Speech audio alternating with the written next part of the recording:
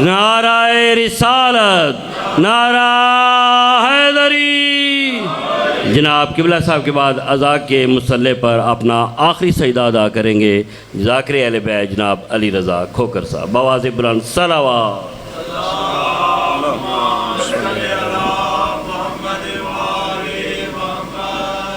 یا سید ازا۔ بسم اللہ الرحمن الرحیم۔ الہی عظم البلا و برح الخفا وانکشف الغطا وانکتر الرجا وزاقت الارض و منعت السماء وانت المستعان الیک المشتقى وعلیک المعول فی الشدۃ والرخاء۔ اللہم صلی علی محمد وآل محمد اولی الامر الذین فرضت علینا طاعتهم وعرفتنا بذلک منزلتهم ففرج عنا بحقهم فرجا عاجلا قریبا کلمح البصر یوہ اقرب۔ یا محمد یا علی یا علی یا محمد اکفیانی فإنکما کافیان وانصرانی فإنکما ناصران۔ یا مولانا یا صاحب العصر والزمان الغوث الغوث الغوث ادرکنا ادرکنا ادرکنا الساعات الساعات الساعات العجل العجل العجل برحمتک یا ارحم الراحمین بحق محمد وآلہ الطاہرین۔ ممکنہ حد تک بلند صلوات پڑھیں۔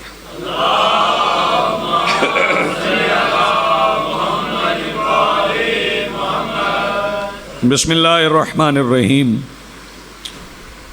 الحمدللہ رب العالمین الذی کان موجودا قبل حدوث الاشیاء ویبقی بعد فناء الاشیاء، والصلاة والسلام علی رسولہ الکریم وخاتم النبیین ابی القاسم محمد۔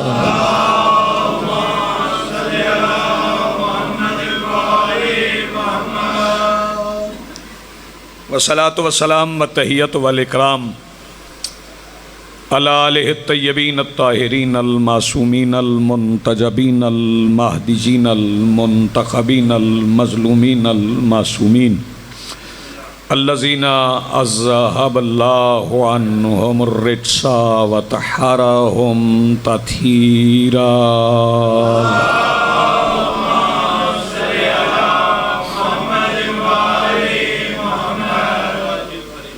ولعنۃ اللہ علی اعدائہم ومنکری فضائلہم من یومنا ھذا الی یوم الدین۔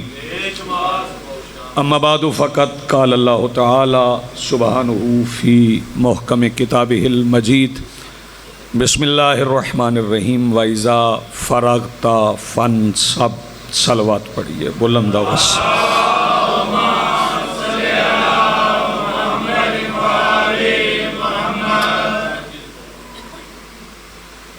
مجلس جس مکان میں منعقد ہو رہی ہے، اس مکان میں فیوز و برکات، اپنی اپنی دعاؤں کی قبولیت، شہدائے ملت جعفریہ کے درجات کی بلندی، مملکت پاکستان کی حفاظت کے لیے جتنی بلند صلوات آپ سے ممکن ہو اتنی بلند صلوات پڑھیے۔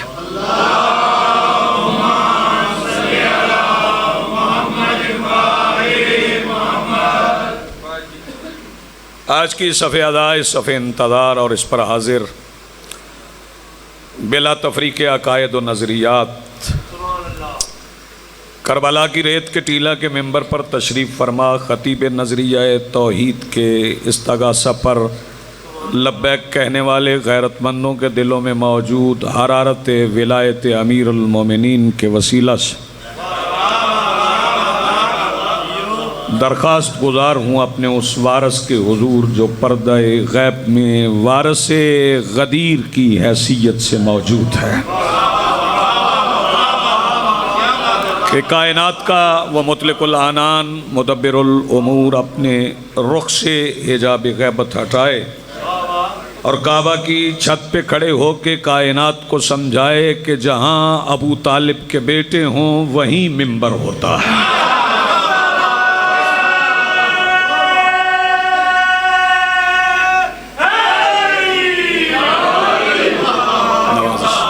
بہت شکریہ، بڑی مہربانی۔ مالک الملک یہ ارشاد فرما رہا ہے، اور مالک ارشاد فرما رہا ہے اپنے حبیب سے، بلا واسطہ خطاب ہے، کوئی درمیان میں واسطہ نہیں۔ جس کے اور اللہ کے درمیان دوسرا کوئی نہ ہو اسے ہی مصطفیٰ کہتے ہیں۔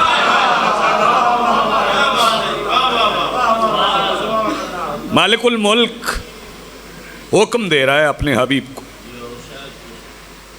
چونکہ بڑے کام ذمہ لگائے تھے اللہ نے،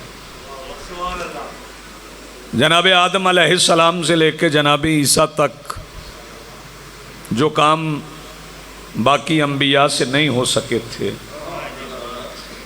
وہ اللہ نے مصطفیٰ سے کروائے۔ وہ اس لیے کہ سلسلہ نبوت کا اختتام ہے، اور یہ اللہ کی نظم نبوت کا مقطع مصطفیٰ ہے۔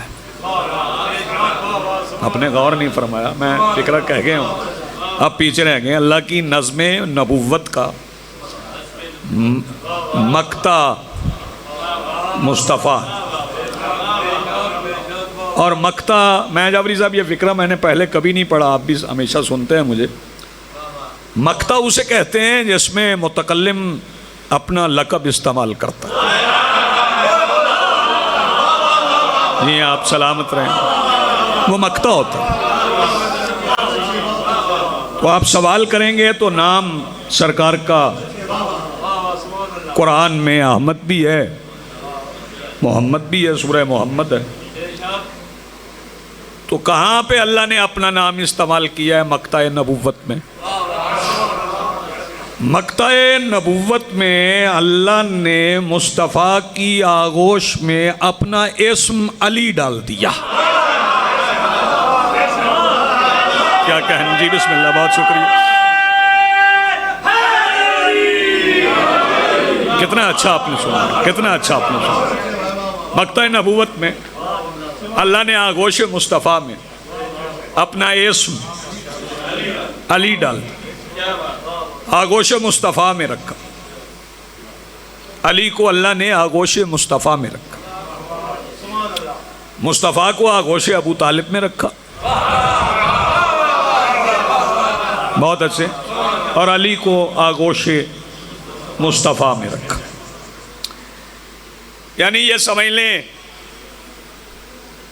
کہ مصطفیٰ کو آغوش ابو طالب میں رکھ کر، پھر آغوش مصطفیٰ میں علی کو رکھ کر، فکرہ میں مکمل کروں تو جتنا آپ بول سکیں غدیر کے لیے اتنا بولیے گا۔ مصطفیٰ کو آغوش ابو طالب میں اور علی کو آغوش مصطفیٰ میں رکھ کر اللہ نے نقطے پہ نقطہ رکھا ہے۔ کیا بات ہے بھئی، کیا کہنے آپ، نہیں آپ سلامت رہے۔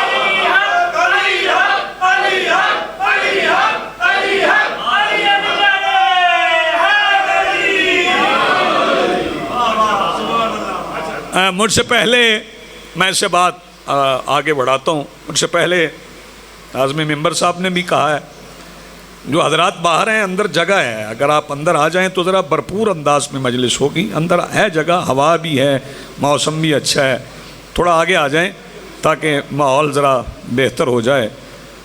آ جائیں صلوات پڑھتے ہوئے تھوڑا تھوڑا آگے آئیں تاکہ پچھلے حضرات نہیں بیٹھیں۔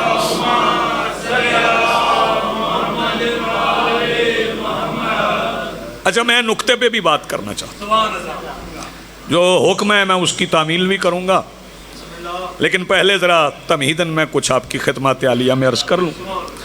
نقطہ کسے کہتے ہیں؟ توجہ فرمائیے۔ نقطہ ویسے تو عام طور پہ تو نقطہ بندہ سمجھے تو محض نقطہ،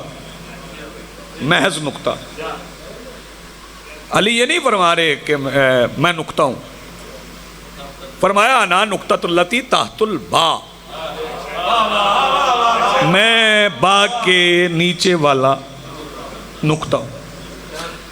اور اگر آپ کو موقع ملے تو آپ امداد کاظمی صاحب کی تفسیر پڑھیے گا، اس میں انہوں نے ابجد کی تاریخ میں لکھا ہے.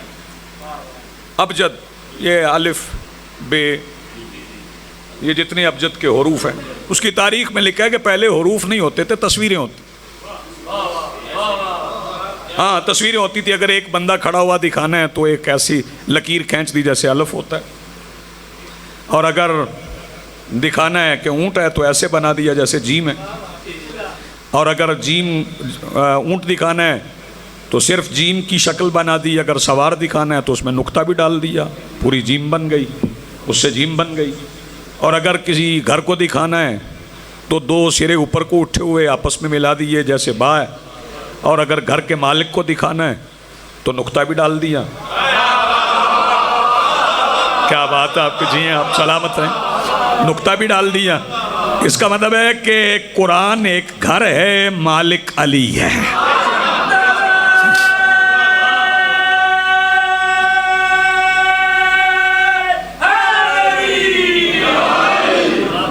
بڑے کام تھے سرکار دو عالم، اللہ نے ذمے لگائے تھے سرکار کے. بت پرستی 1.25 لاکھ نبیوں سے ختم نہ ہو سکی. توجہ فرمائیے. اور مکہ میں کعبہ ہونے کے باوجود بھی دین حنیف پہ ایک ہی قبیلہ تھا، باقی سارے کافر ہی تھے. توجہ فرمائیے. میں فکرہ کہوں گا جو زندگی بھر آپ کو یاد رہے گا. اور بنو ہاشم کے پیغام میں اتنی طاقت تھی کہ کافروں کو منافقت کرنا پڑی. آپ نے غور نہیں فرمایا؟ جی بسم اللہ.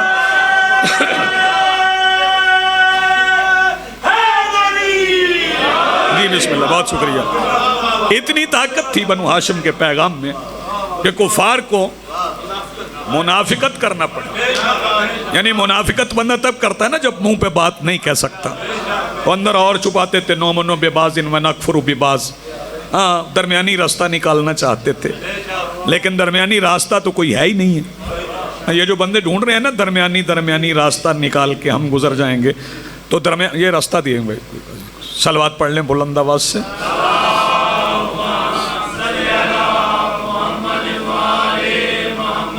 اللہ نے نقطے پہ نقطہ رکھا، علی کو مصطفیٰ کی آغوش میں رکھا. کام بڑے ذمہ تھے، مصطفیٰ کے ذمہ بڑا کام تھے، بڑے کام تھے. اور پہلی دعوت ہی کروا دی مکہ میں، دعوت ذی العشیرہ. لنگر کا اہتمام سرکار ابو طالب کے گھر میں کروا لیے. وہ مومنوں کے لیے تو لنگر تھا، ویسے کھانا کھانے والے کھانا کھا کے چلے گئے. اور دعوت کے تیسرے دن توجہ، جب مصطفیٰ لا الہ الا اللہ پڑھوانا چاہ رہے تھے، اس وقت علی ولی اللہ نے کہا تھا مدد ہم کریں گے. کیا بات ہے بھئی، آپ کے کیا کہنے. جب مصطفیٰ لا الہ الا اللہ محمد الرسول اللہ پڑھوانا چاہ رہے تھے تو اس وقت علی ولی اللہ نے کہا تھا کہ مدد ہم کریں گے. اور کریں گے بھی ایسے، فکرہ سن لیں، کریں گے بھی ایسے کہ سرکار امیر نے یہ فرما دیا تھا کہ اللہ اور اب میرے بابا ابو طالب کے اعتماد پہ یہ میرا آپ سے وعدہ ہے کہ جو زبان آپ کے خلاف ایک لفظ بھی کہے گی وہ اتفاقاً بھی بولنے کے قابل نہیں رہے گا.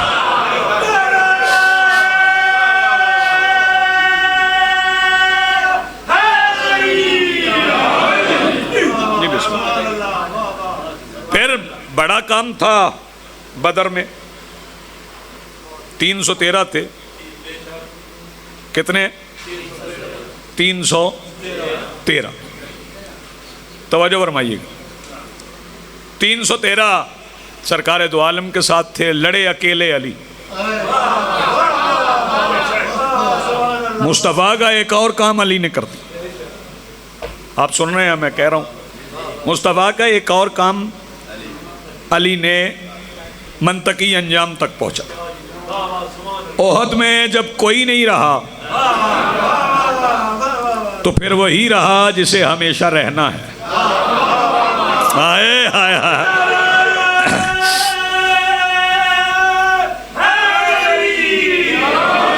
خندق میں بھی مشکل تھی تو کام علی نے کیا. توجہ فرمائیے، فتح مکہ میں بت بھی علی نے توڑ دی، پھر آخری حج کو رسول چل پڑے، اور یہ سارے کام ہو گئے، اور اللہ نے رسول سے کہہ دیا کہ جب آپ ان سارے کاموں سے فارغ ہو جائیں نا تو پھر نسب کیجئے۔ توجہ فرمائیے، نسب کیجئے۔ اگر کوئی بڑی ہستی، پوری توجہ، کوئی درخت لگا جائے نا، یہ سین والا نسب نہیں ہے، یہ سعاد والا نسب۔ اگر کوئی بڑی ہستی کوئی چیز نسب کر جائے تو اسے کوئی اکھاڑنے کی کوشش کرے تو پھر بندے کہتے ہیں بندہ ٹھیک نہیں ہے، اور جسے اللہ کے کہنے پہ رسول خود نسب کر کے جائیں، کیا کہنے آپ جی ہیں، سلامت رہیں۔ چونکہ آج 17 ذی الحج کی رات ہے، شب ہے 17 ذی الحج کی، کل کا دن ہے، کل کا دن ہے، پرسوں مصطفیٰ 1.25 لاکھ حاجیوں کے ساتھ حج کا مقصد سمجھانے غدیر پہ رک جائیں گے۔ بہت اچھا آپ سن رہے ہیں، حج کا مقصد سمجھانے غدیر پہ رک جائیں گے۔ اور غدیر کے معنی بھی میں عرض کر دوں، غدیر کے معنی ہے چشمہ، جمع ہوا پانی، اور یہ وہ پانی نہیں ہے، غدیر اس چشمے کو نہیں کہتے جو زمین سے نکلے،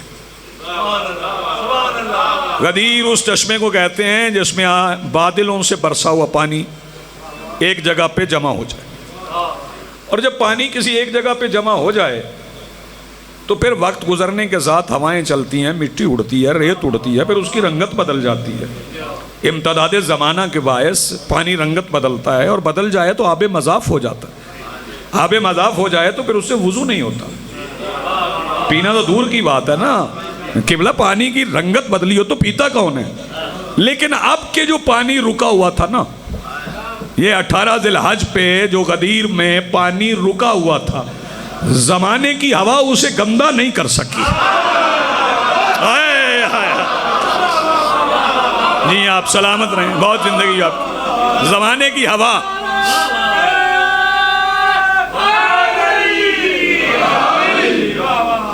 زمانے کی ہوا اس کی رنگت تبدیل نہیں کر سکی۔ سرکار غدیر میں رک گئے، اور رکے بھی نہیں، روکے گئے، کیونکہ حکم آ گیا، یا ایھا الرسول بلغ ما انزل الیک من ربک، اے میرا حبیب تبلیغ کیجئے اس کی جو آپ کی طرف نازل کیا گیا ہے۔ ہاں، اور بات صرف بلغ پہ نہیں رکی، وَإِن لَمْ تَفْعَلْ، اور اگر آپ نے یہ فعل نہ کیا، بلغ بھی ہے فعل بھی ہے، بلغ ہے زبان سے کچھ کہنا، فعل ہے ہاتھ سے کچھ کرنا، اس کا مطلب ہے منبر غدیر کی تصویر ہے آیت میں، منبر غدیر کی تصویر ہے آیت میں، اللہ نے پورا نقشہ بنا کے بھیجا، تصویر بنا کے بھیجا کہ کچھ کہنا بھی ہے کچھ کرنا بھی ہے۔ سرکار نے کچھ کہا بھی ہے کچھ کیا بھی ہے، کہا زبان سے ہے، کیا ہاتھ سے ہے۔ ہاتھ پکڑ کے رسول کھڑے تھے، بھائی توجہ، میں فکرہ کہوں گا اور جو بندہ ضائع کر جائے اس کے اپنے مقدر ہیں۔ مصطفیٰ کے ہاتھ میں اس کا ہاتھ تھا جس کے باپ کی انگلی پکڑ کے رسول چلتے تھے۔ کیا بات ہے آپ کی، کیا کہنے آپ؟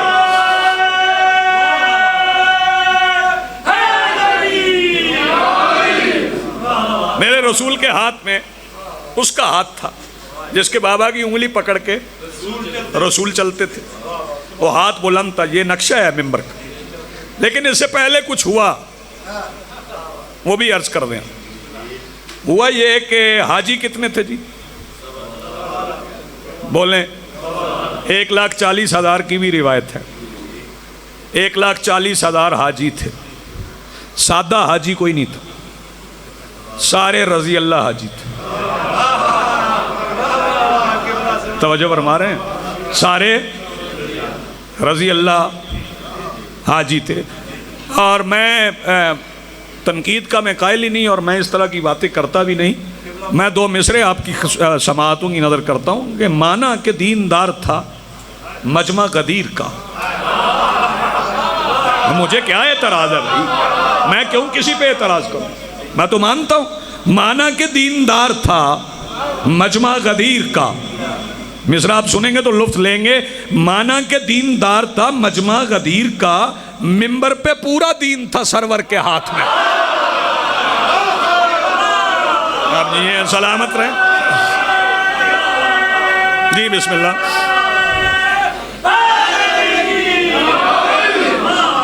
مانا کہ دیندار تھا مجمع غدیر کا اور منبر پہ پورا دین تھا سرور کے ہاتھ میں. اور یہ آپ کام کرتے ہیں نا، جب یہ دریاں بچھاتے ہیں مجلس کے لیے، جب قالین بچھاتے ہیں، جب ممبر لگاتے ہیں، جب ساؤنڈ رکھتے ہیں، جب پنکھے رکھتے ہیں، تو جو بچے کام کرتے ہیں ساؤنڈ والے آتے وہ بوے تو صحیح نہ کیسے تھا. صلوات پڑھیں بلند آواز سے.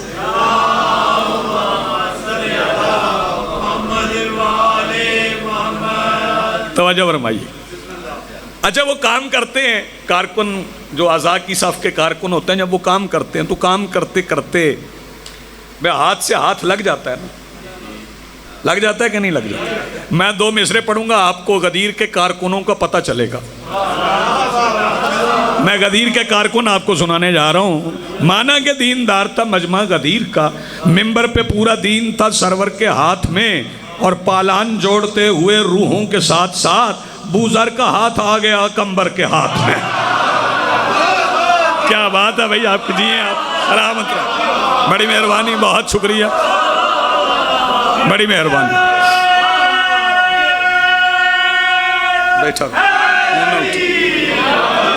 پالان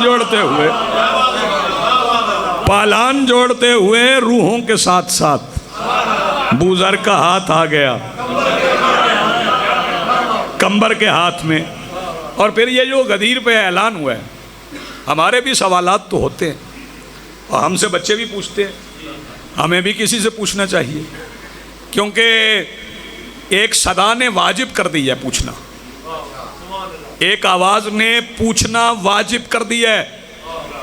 توجہ، وہ اپنے اندر سے پوچھا کریں، لیکن میں آپ کو وہ آواز بتا دوں جس نے واجب کیا پوچھنا. کسی نے کہا تھا سلونی،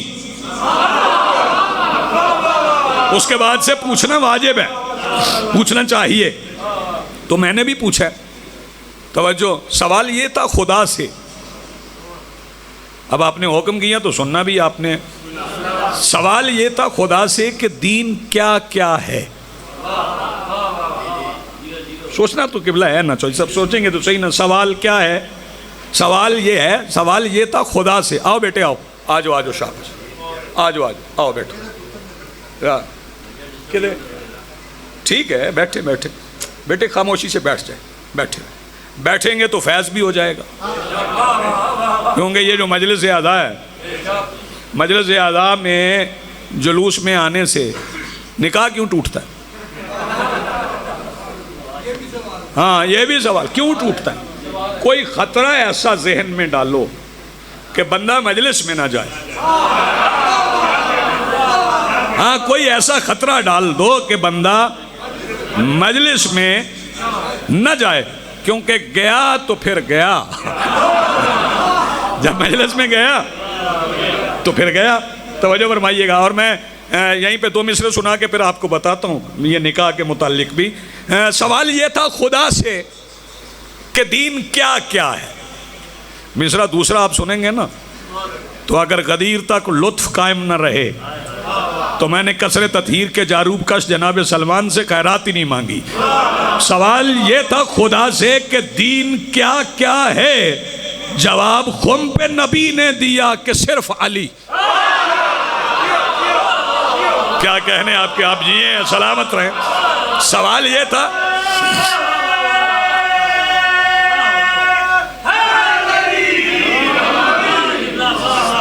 سوال یہ تھا خدا سے کہ دین کیا کیا ہے. جواب خم پہ نبی نے دیا کہ صرف علی. اور میں جو بات کر رہا تھا وہ نکاح کی، جب حج، میں یہ اپنے بھائیوں کی بات نہیں کر رہا، میں شیعوں کی بات کر رہا ہوں، اب صرف شیعوں کی بات۔ شیعہ جب حج پہ جاتے ہیں تو ان کا جو حج ختم ہوتا ہے نا وہ طواف النساء پہ ہوتا ہے۔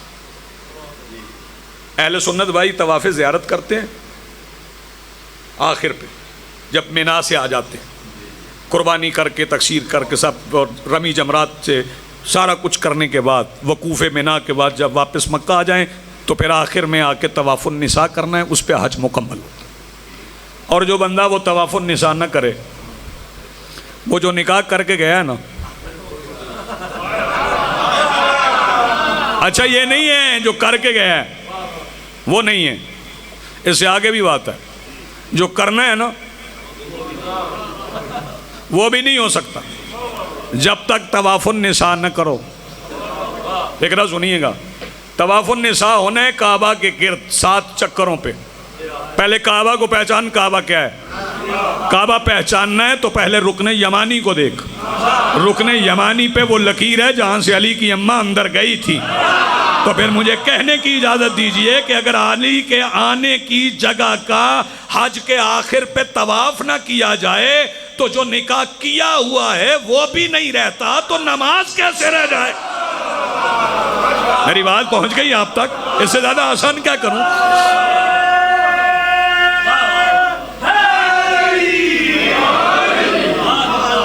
آپ جی ہیں، آپ سلامت رہیں، بہت اچھا آپ سن رہے ہیں، بہت کمال آپ نے سنا۔ وہاں ہوا کیا؟ 1.25 لاکھ حاجی ہیں، 1,40,000 حاجی غدیر ہے، یعنی پانی تو ہے۔ توجہ، وہاں پہ رکے ہوئے ہیں رسول ساقی کوثر کے ساتھ، غدیر کے چشمے پہ رسول رکے رہے۔ آیت آ گئی، اب یہ بندے کہیں تو کہیں، میں تو نہیں کہتا کہ اللہ نے لہجہ بدل لیا، نہ میں اللہ مصطفیٰ سے لہجہ نہیں بدلتا، اللہ نہیں مصطفیٰ سے لہجہ بدلتا، کوئی محبوب سے بھی لہجہ بدلتا ہے، پھر محبوب کس بات کا اگر لہجہ بدل لیا۔ توجہ فرمائیے گا، بس یہ ذہن میں رہے، یہ توجہ فرمائیے گا کہ اگر کسی نے گھر میں نظام ٹھیک کرنا ہو اور کسی قانون کو اپنے گھر میں نافذ کرنا ہو تو پھر گھر کے سب سے بڑے سے کہا جاتا ہے اگر ایسا نہ ہوا نا تو پھر ایسا ہوگا، تاکہ چھوٹے چھوٹے سمجھ جائیں۔ آپ نے غور نہیں فرمایا، تاکہ چھوٹے چھوٹے سمجھ جائیں۔ یہ لہجہ حبیب سے نہیں بدلا، یہ کائنات سے بدلا ہے۔ جب اللہ نے یہاں پہ نبوت کی بات کر دی، رسالت کی بات کر دی کہ اگر یہ ولایت علی نہیں ہے تو پھر یہ ہو جائے گا، یہ رسول سے نہیں کہا، نمازیوں کو سمجھایا ہے کہ جب رسالت نہیں علی کے بغیر تو پھر تیری عبادت کیسے ہے؟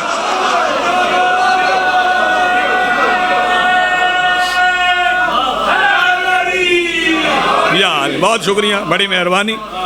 اچھا وہ روکا گیا سرکار کو، 1.25 لاکھ حاجی ہیں، غدیر کا چشمہ بھی ہے، میدان غدیر ہے، ببول کے درخت ہیں وہاں۔ کس کے؟ ببول، جس ناظم کا حکم ہے وہاں سناؤں گا۔ ببول کے درخت ہیں، اور ببول کے درخت آپ نے نہیں دیکھے ہوں گے، جہلم میں کہاں ہوں گے؟ یہ عام صحراؤں میں بھی نہیں ہوتے، یہ ان صحراؤں پہ ہوتے ہیں جن صحراؤں کا اختتام سمندر پہ ہوتا ہے۔ ہاں، ساحلی صحراؤں میں وہاں پہ ہوتے ہیں، اور اس کی ایک ایک ٹہنی، الگ الگ ٹہنیاں ہوتی ہیں۔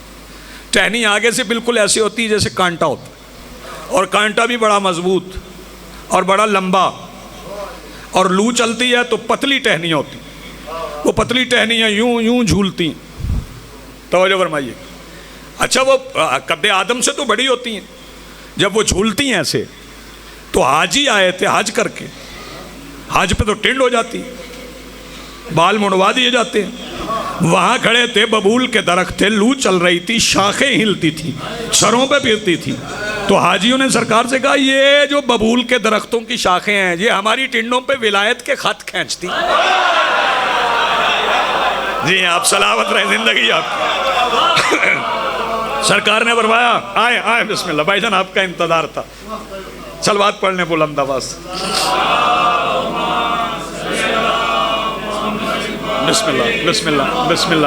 ایک اور غدیری آ گیا تو مجھے نظم پڑھنے میں آسانی رہے گی. آئیں آئیں بس آ جائیں, آپ بھی آ جائیں, آ جائیں, آ جائیں, آ جائیں, آ جائیں, آ جائیں. اگلے سال بھی 4 جون آنی ہے. آ جاؤ آ جاؤ آ جاؤ آ جاؤ. بسم اللہ آ جائیں.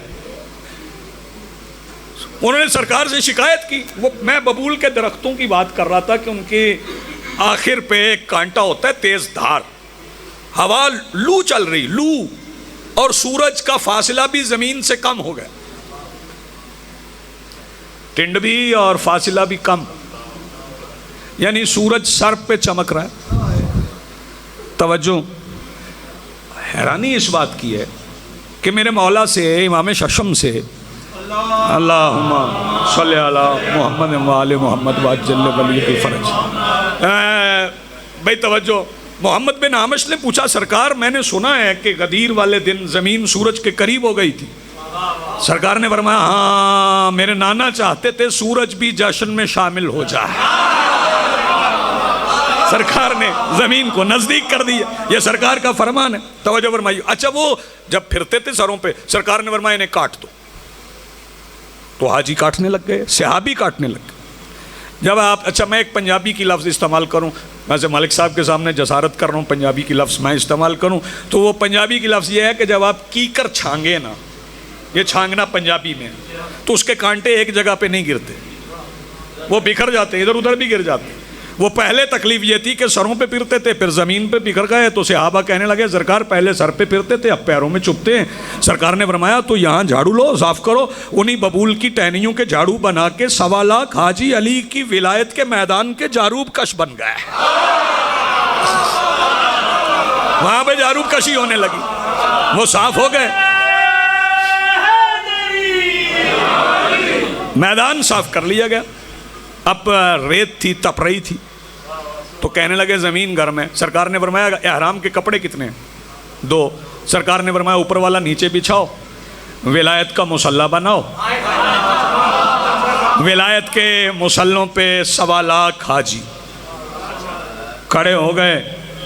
اب کوئی بندہ, توجہ فرمائیے گا, اب اگر کوئی بندہ مجھے کہے کہ کرتا اتار کے ماتم کیوں کرتے ہو, تو وہ غدیر کے میدان میں اعلان ولایت سننے والے حجاج کرام کو دیکھے.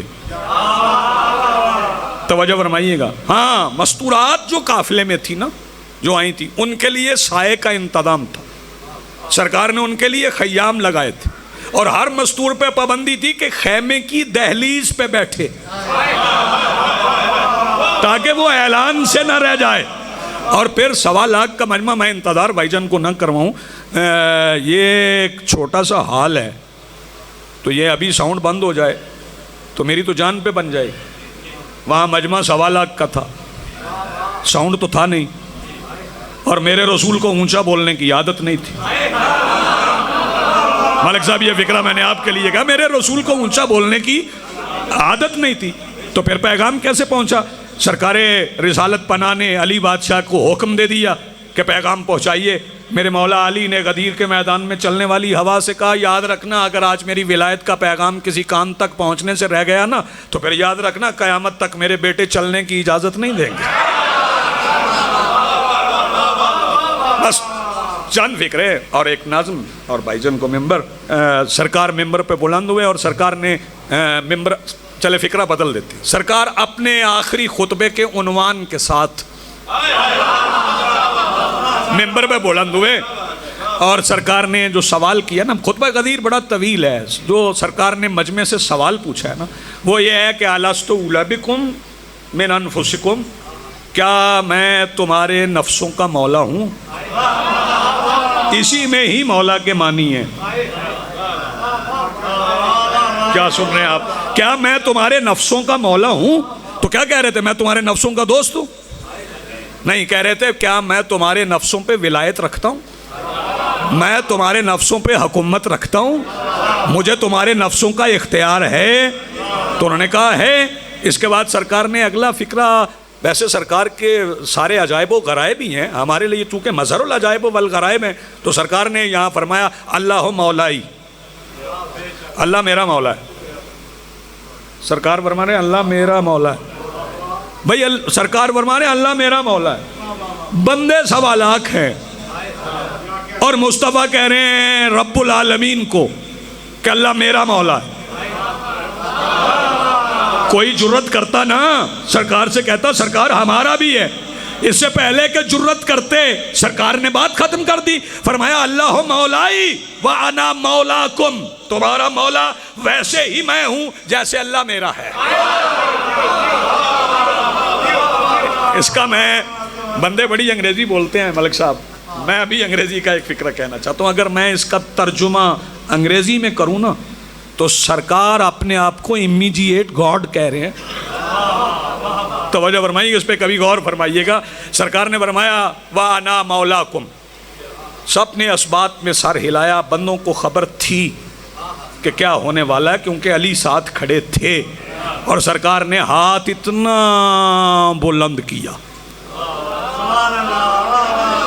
اتنا بلند کیا، اتنا بلند کیا جتنا رسول علی کو کر سکتے تھے۔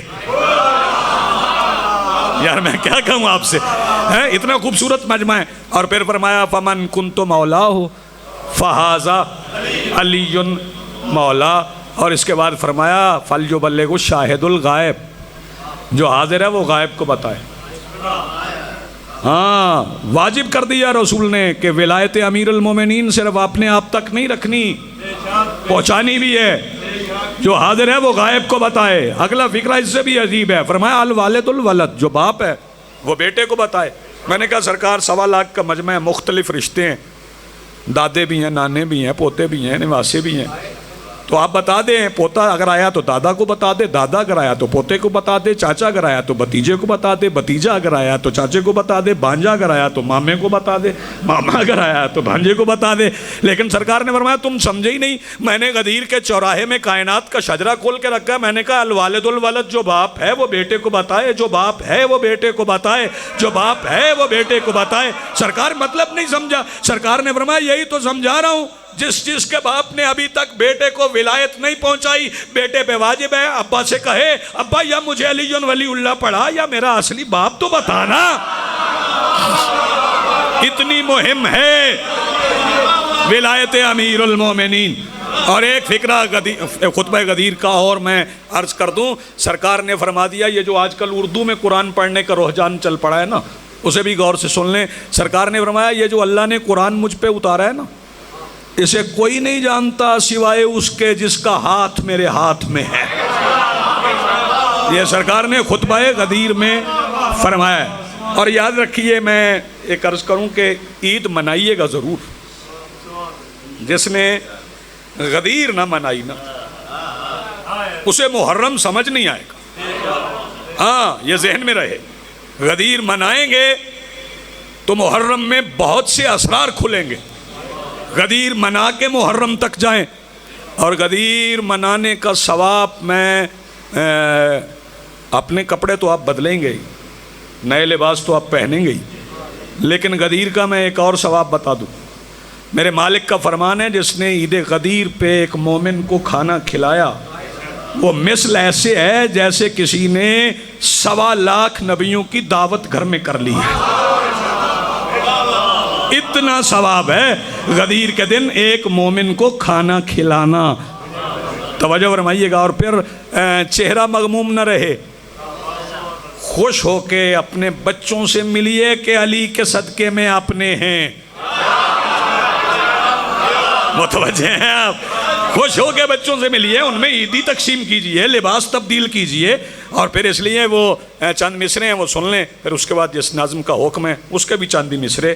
اتنی خوشی ہے عید کی، اتنی خوشی ہے عید کی، اتنی خوشی ہے عید کی، لگتا ہے دل نہیں۔ اتنی خوشی ہے عید کی، لگتا ہے دل نہیں، رکھا گیا ہے سینے میں ذرہ غدیر کا، رکھا گیا ہے سینے میں ذرہ غدیر کا۔ کیسے میں ماں کے نام سے اٹھوں گا قبر سے؟ یہ بندے کہتے ہیں نا بھائی جان کہ قیامت والے دن بندے ماں کے نام سے، اللہ کو کیا مجبوری ہے ابھی ماں کے نام سے اٹھائے؟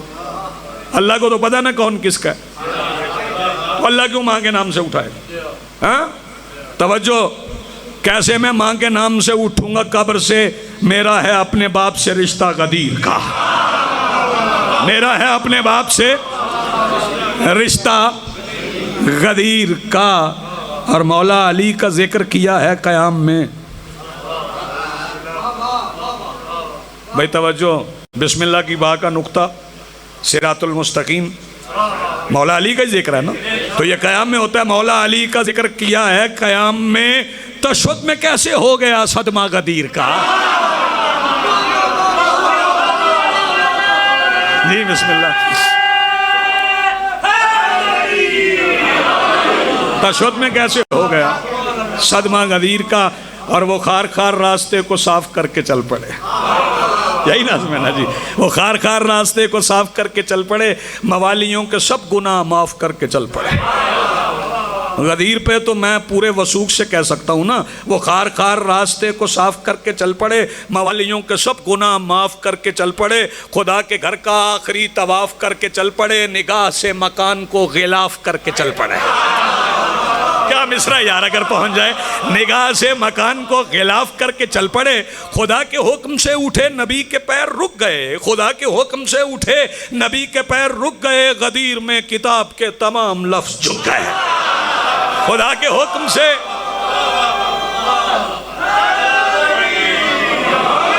خدا کے حکم سے اٹھے نبی کے پیر رک گئے، غدیر میں کتاب کے تمام لفظ جھک گئے۔ توجہ فرمائیے گا، اور میدان غدیر کا منظر بتاؤں وہاں کیا تھا؟ سروں پہ بال بھی نہیں تھے دھوپ کے وبال میں۔ آپ جی ہیں سلامت رہیں، سروں پہ بال بھی نہیں تھے دھوپ کی۔ اس میں ملک علی رضا صاحب ایک ایسا مصرع ہے، ایسا مصرع ہے کہ میں اپنی زندگی قربان کر سکتا ہوں اس مصرع پہ جو میرے مالک نے مجھے عطا کیا ہے۔ سروں پہ بال بھی نہیں تھے دھوپ کے وبال میں، وحی کی تان سن رہے تھے لوگ اس خیال میں، وجود حق چھپا ہوا بدن کی ایک شال میں۔ وحی کی تان سن رہے تھے، جی بسم اللہ، وحی کی تان سن رہے تھے لوگ اس خیال میں، وجود حق چھپا ہوا بدن کی ایک شال میں، خدا کا دین دھن میں تھا غرور میں کمال میں، غرور میں کمال میں۔ اور منظر کیا تھا؟ 1.25 لاکھ کے مجمع کی نظریں کس طرف تھیں وہ سن لیں، اور میں آپ کو سلام کر رہا ہوں۔ وہ خار دیکھنے لگے، ببول دیکھنے لگے، وہ خار دیکھنے لگے، اپنی آواز کو بچا کے رکھنا، وہ خار دیکھنے لگے، ببول دیکھنے لگے، علی کے رخ کو پیار سے رسول دیکھنے۔ بہت شکریہ، بڑی مہربانی نوازش جی۔ وہ خار دیکھنے لگے، ببول دیکھنے لگے، علی کے رخ کو پیار سے رسول دیکھنے لگے، جو باوفا تھے ہم سرے بطول دیکھنے لگے، نماز کی حیات کو اصول دیکھنے لگے، اور جو اپنے آپ میں علی کا ماپ ڈھونڈتے رہے، ہجوم میں وہ سارے اپنا باپ ڈھونڈتے رہے۔ جی آپ سلامت رہیں، آپ کی زندگی ہو۔ غدیر کا سارا غصہ مسلمانوں نے اولاد ابو طالب پہ نکالا، علی کی بیٹیوں پہ نکالا۔ وقت نہیں بچا، 40 منٹ میں پڑھ گئے ہوں، پتہ نہیں چلا۔ میں تعمیل حکم میں 2 فکرے کہہ دیتا ہوں۔ غدیر کے مقصد کے لیے مدینے میں جو زخموں سے چور پہلا جنازہ اٹھا ہے نا، وہ شہزادی کا ہے جس کے دروازے پہ رسول رکتے تھے، وہ میری مخدومہ کا۔ یہ ٹائٹل ملک صاحب میں نے کئی سال پہلے دیا تھا، شہیدہ ولایت، علی کی ولایت کی شہیدہ ہے میری مخدومہ۔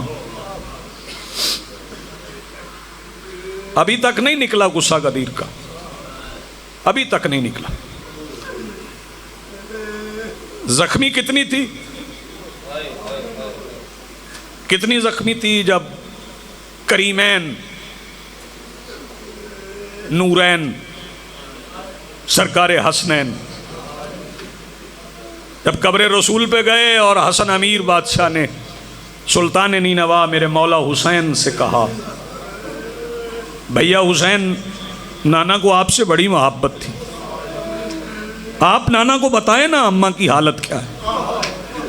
تو میرے مولا حسین نے بھائی کے کہنے پہ امامہ اتار دیا، رخسار نبی کی قبر پہ رکھا، اور قبر نبی پہ رخسار رکھ کے حسین رو کے کہتے ہیں نانا جہاں اماں نماز پڑھتی ہے وہ جگہ سرخ ہو جاتی ہے۔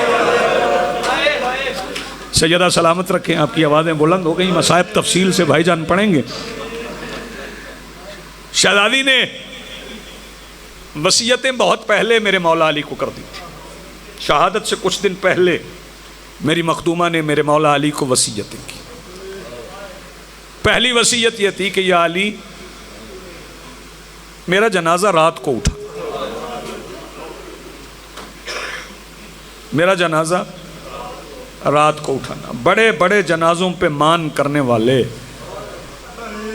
کبھی اس جنازے کو سمجھیں، یا علی میرا جنازہ رات کو اٹھانا۔ یا علی جو تابوت اسماء بنت امیس نے بنایا نا مجھے اس میں رکھنا۔ یا علی فلاں فلاں فلاں فلاں میرے جنازے میں نہ آئے۔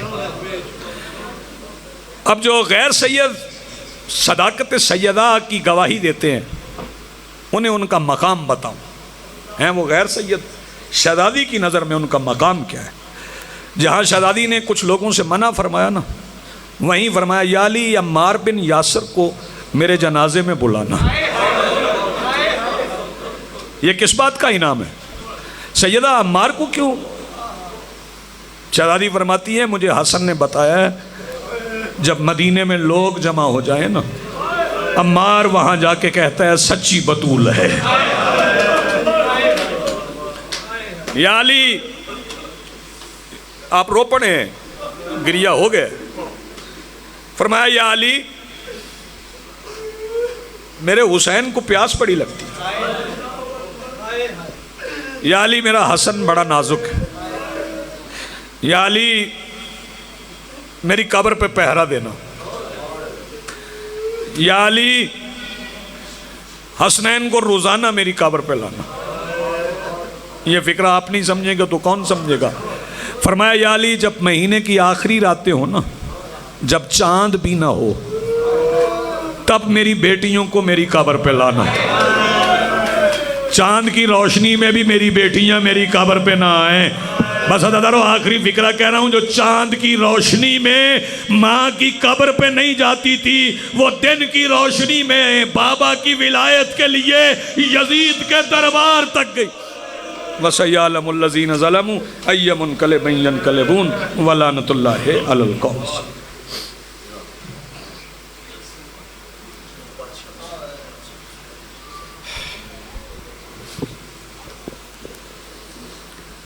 آج کی مجلس کے آخر میں بحر المصائب ذاکر